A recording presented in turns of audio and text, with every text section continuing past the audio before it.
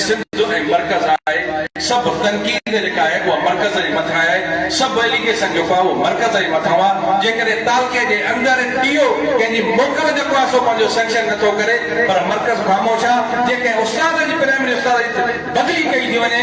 गैर फितरी तौर ते त पर मर्कज़ ख़ामोश आहे अधा तालके जा उहिदेदार आहिनि ज़िले जा आहिनि डिवीज़न जा आहिनि काॾे विया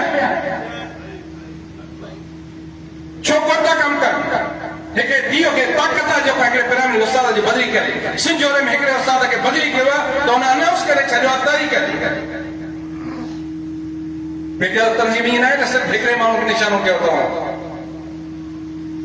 हा तव्हांखे वठी हले थो किथे पोइते हटी वञे भॼी वञे हेॾे होॾे थी वञे त तव्हांजो हथ ऐं पोइ हुनजो गरेबान हुजणु खपे मीडिया ते सोशल मीडिया ते प्रेस कॉन्फ्रेंस में मूं हिकिड़ो जुमिलो जेकॾहिं कंहिं सरकार जे लीडरशिप में ॻाल्हायो आहे त पोइ तव्हां चओ त तव्हां ते तनक़ीद करण जो हक़ आहे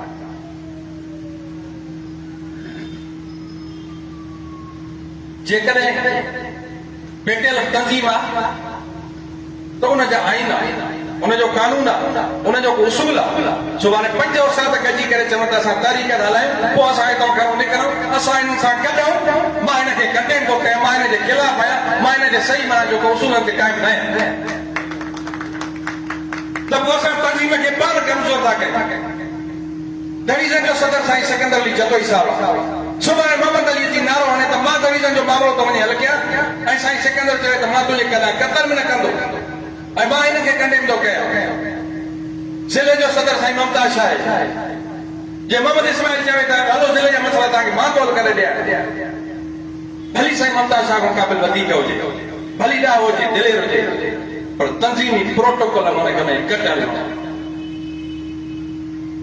जेकॾहिं असांजी उसूल जे असांजी पाबंदियूं पाण में न कंदासीं त पोइ सरदार शाह बि असांखे घटि वधि ॻाल्हाईंदो पोइ असांखे टीओ डीओ वारा बि असांखे हिकु हिकु करे जेको घटि वधि चवंदा जेके उसूल ते पाबंद हूंदासीं कंहिंमें ज़रूरत न आहे जो कंहिं उस्ताद खे मेरी खणी करे ॾिसी सघे मां हिन स्टेज ते इहा ॻाल्हि नथो करणु घुरां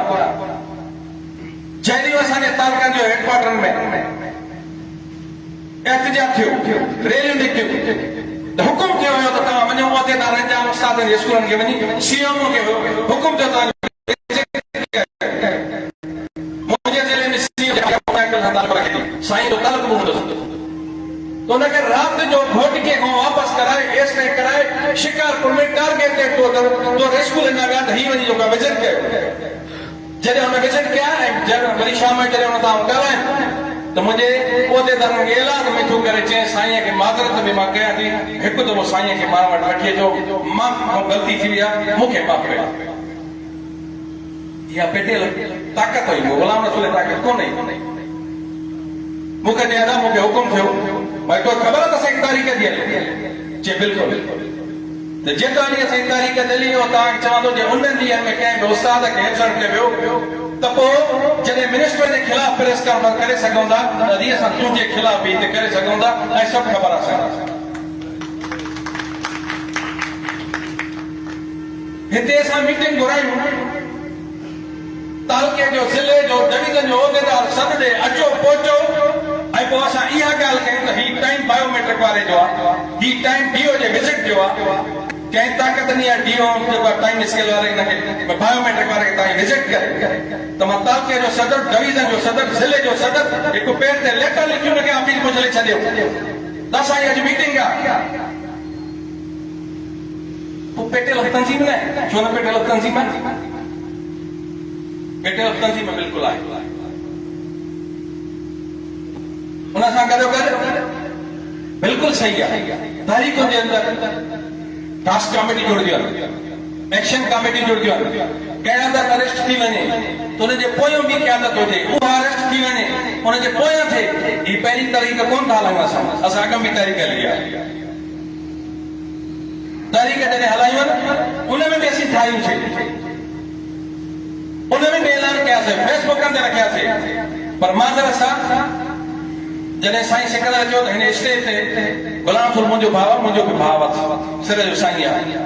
शायद ॿिनि को लखे जो त साईं सिकंदर असांखे अञा वधीक मदद ॾींदो हुजे पर साईं सिकंदर तंज़ीम खे न ॾिठो मीडिया खे न ॾिठई सरेआम हुन लिखियो पंहिंजे फेवर मां इन एक्शन कमेटी या टास्क कमेटी जो हिसो न आहियां मां न रहंदुसि न रहंदुसि छो मरकज़ी सदर ठाही हुन ऐलान कयो त साईं तव्हांखे जेको आहे सो हुन ते बीहणु खपंदो आहे हीअ अलॻि शइ आहे त तूं अची रूबरू चयो दादा मां कंहिं मसरूफ़त में आहियां त मुंहिंजी जॻह ते को ॿियो माण्हू ॾिनो वञे